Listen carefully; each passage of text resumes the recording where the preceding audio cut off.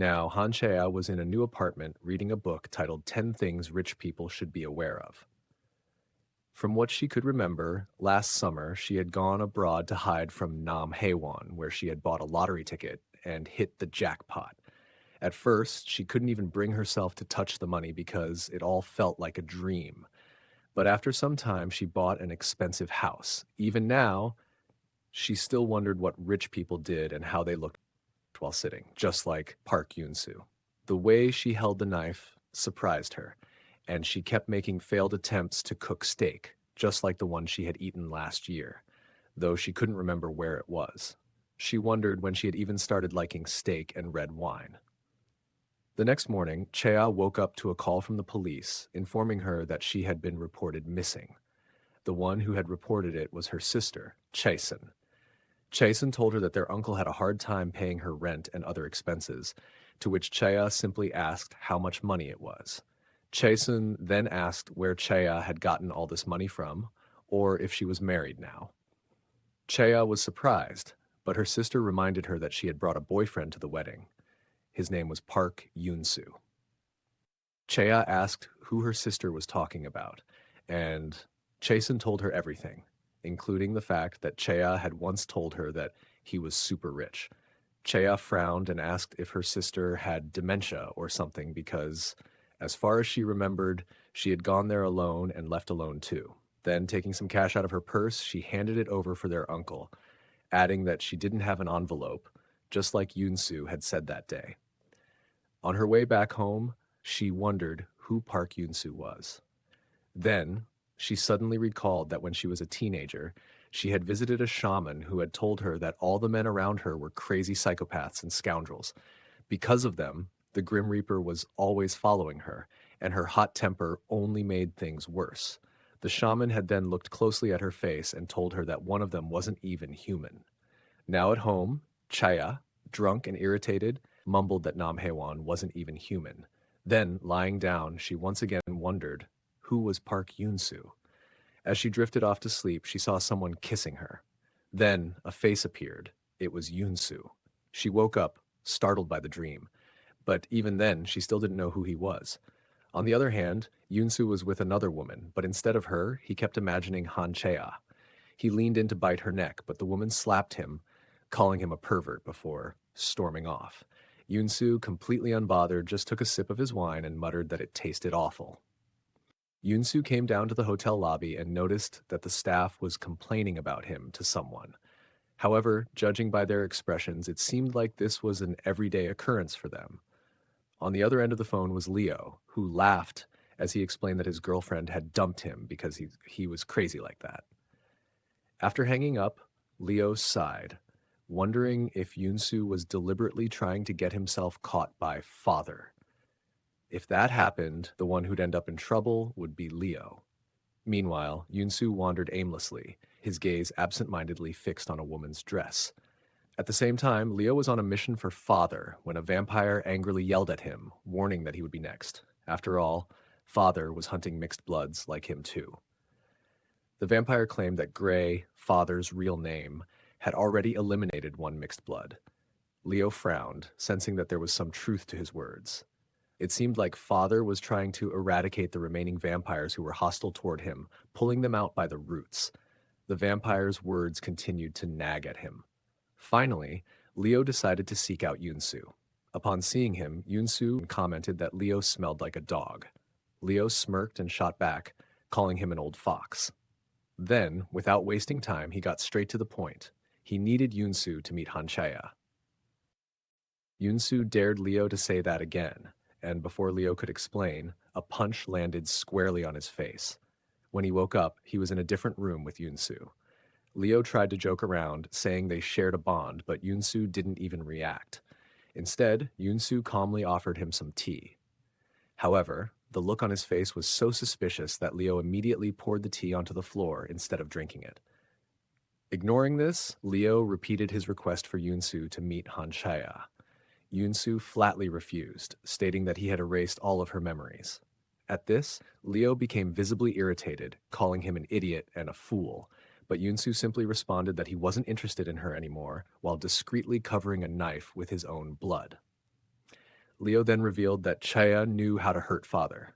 Noticing Yunsu's surprise, Leo smirked and mockingly remarked that Yunsu and Chaya really didn't trust each other.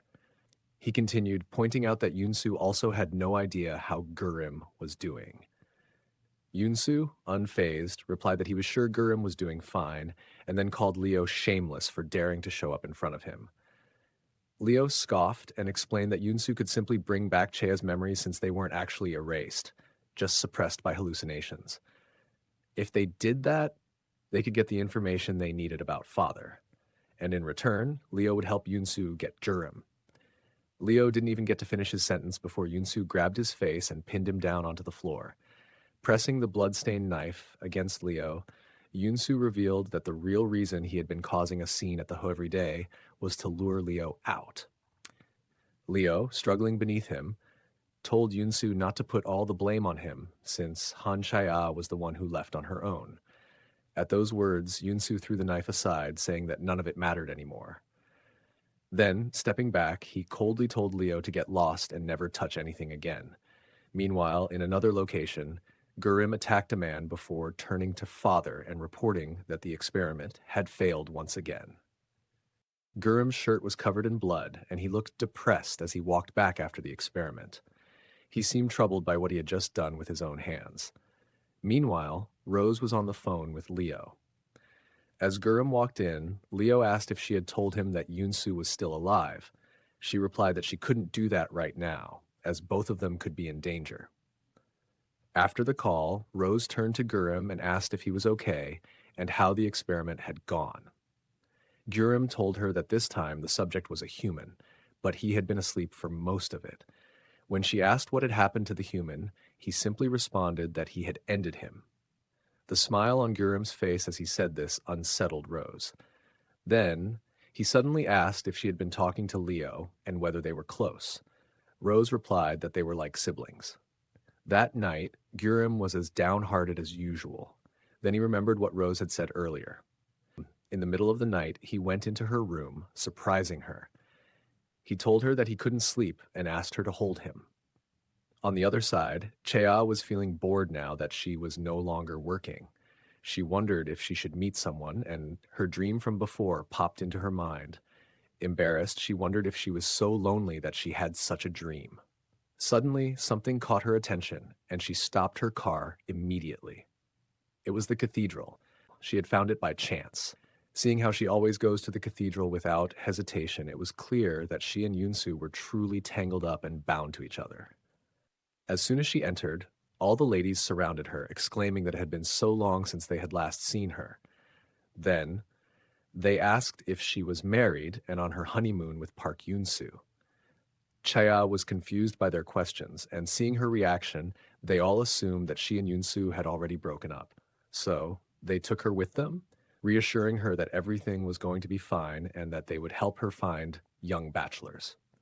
They introduced her to a man named Gemino, but both of them couldn't have been more uninterested. As she sat there, she wondered why everyone kept mentioning Park Yunsu and who he even was. Meanwhile, lying in his bed, Yunsu recalled Leo telling him that Gurim thinks he is dead.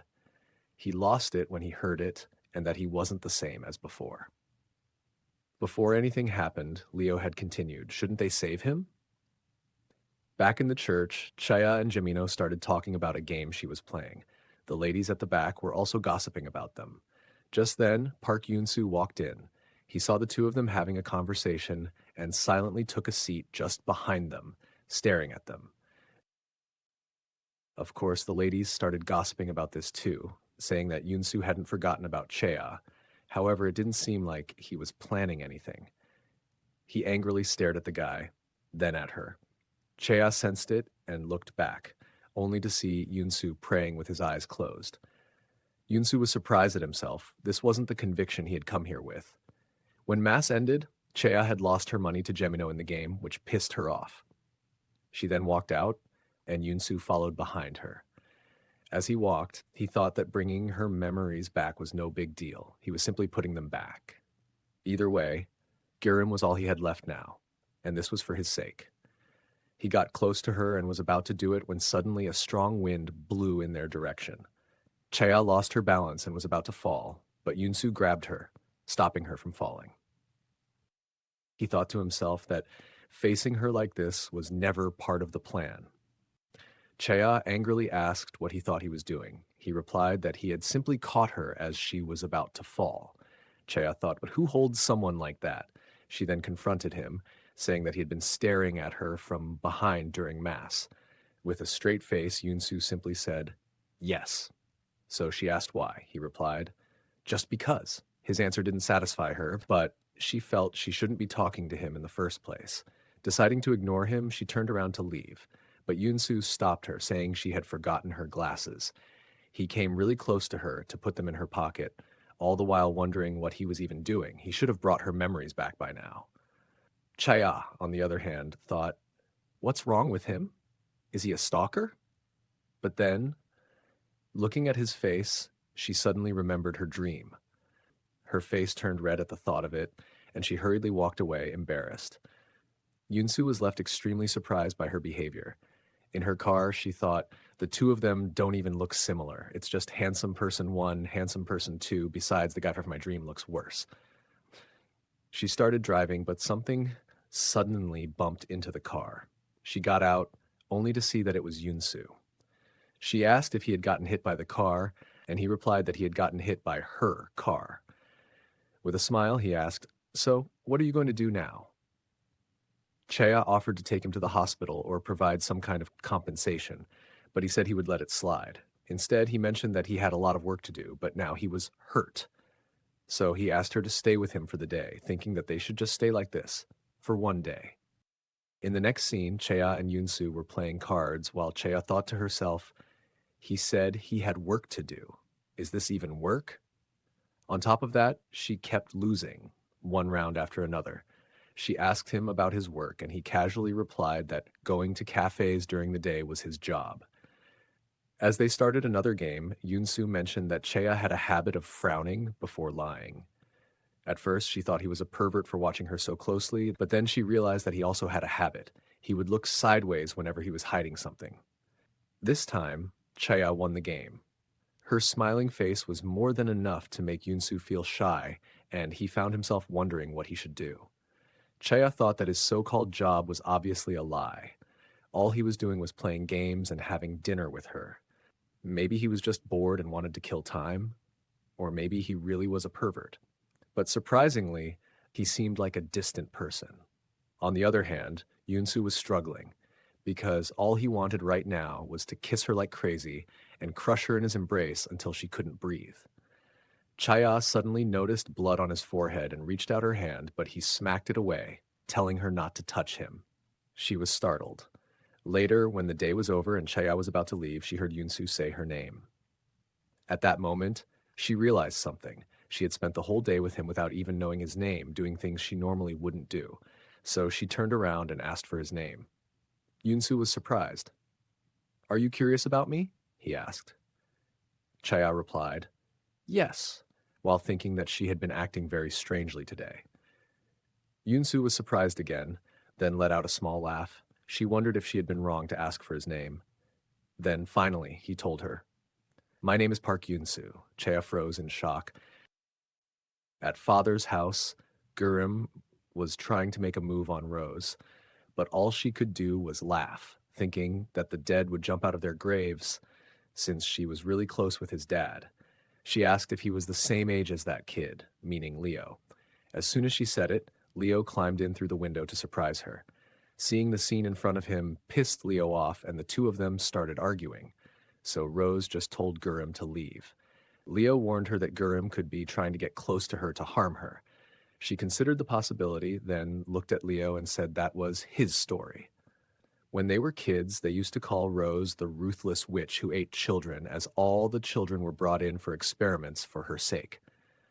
One of Leo's friends came up with a plan to end Rose. Leo went inside her room with a knife while the friends stood watch. Suddenly, father knocked on the door, asking to come inside. Before Leo could even move, Rose grabbed him from behind. When father entered and asked if she was alone, she casually replied that of course she was, while she hid Leo underneath her blanket. Father left without questioning anything, but she knew he was only pretending not to notice. Then she spanked Leo as punishment while holding him upside down, warning him not to take their pranks too far, otherwise they would really die. Just then, Leo's friend attacked her from behind, forcing her to retaliate. Both of them ended up injured. Afterward, Rose told Leo that she would save his friend, but he needed to leave immediately as father would arrive any second. Sometime later, Leo noticed that Rose's arm was still unhealed, and he wondered if she was like them, a half-blood. Rose caught him staring and walked over to him. When he asked about his friend, she told him he was alive, adding that Leo might be able to meet him one day, if he stopped following her. But Leo didn't seem to listen. No matter where she went, he followed. Over time, the two of them grew somewhat close. Then one day, Leo stopped coming to see her, and she wondered if he had been used as an experiment. She thought back, regretting that she hadn't been a little more forgiving, that it was her fault they were all dead. The guilt of everything that had happened ate away at her. Just then, she heard someone ask why she looked like that. When she opened her eyes, she saw a grown-up Leo, as he commented that she really did look like a witch. At present, Leo was fuming. How dare Gurim lay a hand on Rose? On top of that, Yunsu wasn't answering his calls. He then noticed that Gurim's servant was a human, and thought to himself that he needed to do something about Gurim. Back in Korea, Han Chaya was out shopping when she spotted Yunsu, but as she turned to speak to a staff member for just a second, he was gone. She wondered if she had imagined it. Later, she unexpectedly ran into him in her building's elevator. Her deep-rooted suspicion, developed thanks to Nam Haewon, started acting up again. She realized that her apartment was just above his and asked if he lived there, adding that the church was too far away for him to be attending. He simply replied that he had an intimate connection with that church. Yesterday, when she had heard his name, she had asked if this was their first time meeting. He had answered, "Of course, it's the first time we've met." But he had done so only after displaying his habit of looking sideways when he was hiding something. Right now, standing in the elevator with him, Chaya panicked. What if he doesn't get off on his floor? Fortunately, he did. She let out a sigh of relief, only to be equally surprised that he really did live there. Leo takes on Gurim's appearance and uses the servant to gain access to his room. However, Gurim wasn't even surprised to see Leo walk in. Leo tells him that Rose is not his enemy, to which Gurim asks if that means Leo is. Instead of answering directly, Leo offers him a deal to exchange information. Gurim agrees instantly, as his true target had always been Leo. The information Gurim wanted in return was how to kill a vampire. Meanwhile, Chea was still not convinced that Yunsu actually lived in the building, as anyone could use the elevator. To confirm, she prepared a package with her own address, but wrote Yunsu's name on it. She then went to the building's front desk to see if someone named Park Yunsu actually lived there. The receptionist confirmed that he did, but refused to give Chea his floor number or let her deliver the package herself. She didn't even remember what she had put inside the package, but the real issue was that she still didn't know if this Park Yun-soo was the same one everyone kept mentioning or someone else entirely. She silently prayed that she wouldn't be given a reason to use her knife again. Meanwhile, Yun-soo opened the package and found it amusing. Instead of going to her right away, he decided to shake her up a little more. To Chea's surprise, they didn't bump into each other after that. But why hadn't he done anything about the package? They finally met again in the elevator, but for some reason it suddenly stopped working while they were still inside.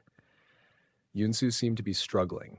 She turned to him and asked if he was unwell. In response, Yunsu stepped closer and held her hand. He said he couldn't breathe and that he was scared. Then, leaning in even closer, he murmured that he couldn't control his body. She could feel his breath against her ear, and in an instant, she shouted that if he did it one more time, she would kill him. Her grip tightened around the knife in her pocket, something Yunsu also noticed. But then she saw the cold sweat on his face and the slight tremble in his body. At first, she doubted whether he was truly afraid or just faking it. But in the end, she decided not to be suspicious of someone who seemed sick and let go of her knife. Gently, she patted his back and asked if he was okay. Meanwhile, Yunsu, still hiding his face, only smiled, a crazed, delighted smile. He was pleased to see her give in so easily. Later, at her house, Chaya angrily thought about suing the person who invented elevators. She found herself thinking about Yunsu over and over again. The next morning, Yunsu came over to return the package. When she opened the door, he was momentarily surprised by her outfit. She was dressed just like him. Trying to hide his smile, he held up the package, but she simply replied that it wasn't hers. Before leaving, Yunsu apologized for what happened yesterday and offered to buy her a meal. Chaya, feeling unexpectedly curious about him, asked if they could have the meal today. The two of them went to a restaurant where Yunsu casually asked if he could come over to her house, adding that it would be nice to become friends. Then he remarked that she must have a lot of friends. Chaya denied it, thinking that this was actually her first time coming to a place like this with someone. Yunsu then said he would be her friend, joking that as long as she didn't hit him with her car again, they'd be fine. Oddly enough, Chaya was having fun. It had been a long time since she'd felt this way, and it surprised her. She didn't even know what exactly she was feeling. Then, out of nowhere, Yunsu asked if she liked him. If not, did she hate him? Chaya was caught off guard. She told him that she basically hated people, but why was he even asking? Then she turned the question back on him. Did he hate her? Yunsu replied, no. So she asked, then do you like? But for some reason, she couldn't finish her sentence. Yunsu reached for her hand and told her to go ahead and ask. Finally, she gathered the courage and asked, do you like me? Yunsu let go of her hand and said, I'm not sure. What do you think? Chaya was dumbfounded, but he only smiled before casually changing the topic. She couldn't help but wonder what he even meant by that. Did he like her? But why would he? Under the table, he kept subtly brushing his foot against hers. Not knowing how to react, she hastily downed an entire glass of wine. Meanwhile, Yunsu thought to himself that when fear fades away, grudges can easily be reversed. He had become curious. What if their first time meeting had been different? This time, he decided to approach her carefully, and if she sensed anything unusual, he would put shackles around her ankles so she wouldn't be able to run away. On their way home in the car, Yunsu commented that when he first saw her, he thought she would be good at drinking. Chaya asked when was the first time he saw her. Yunsu replied that she talked as if they had met before. She quickly said it wasn't like that and turned her face away. Bothered by it, she kept touching her lips and accidentally scratched them. In an instant, Yunsu was in front of her, kissing her. It took a second for him to realize what he was even doing. Chaya cursed at him and asked what the hell he was doing now. There was blood on your lips, he replied. She instantly snapped. So what? Why would you lick it? Yunsu just apologized, thinking that he was screwed now. It had been a while since he had smelled her blood, and he couldn't control himself. Chaya called him a pervert and ordered him to get out of the car. He argued, I was just wiping something off your lips. Furious, Chaya grabbed his collar. If you clean using your lips, why not wash the whole car then? She was so close to his face that he had the urge to kiss her again, but held himself back. She pushed him away, ranting, Do you want me to lick your blood too? What am I, some kind of vampire? The irony of her words made Yunsu chuckle, and before she could react, he used his power on her, making her unconscious. Just then, the driver announced that they had reached their destination. Yunsu turned to him with a crazed look before sinking his fangs into him to quench his thirst.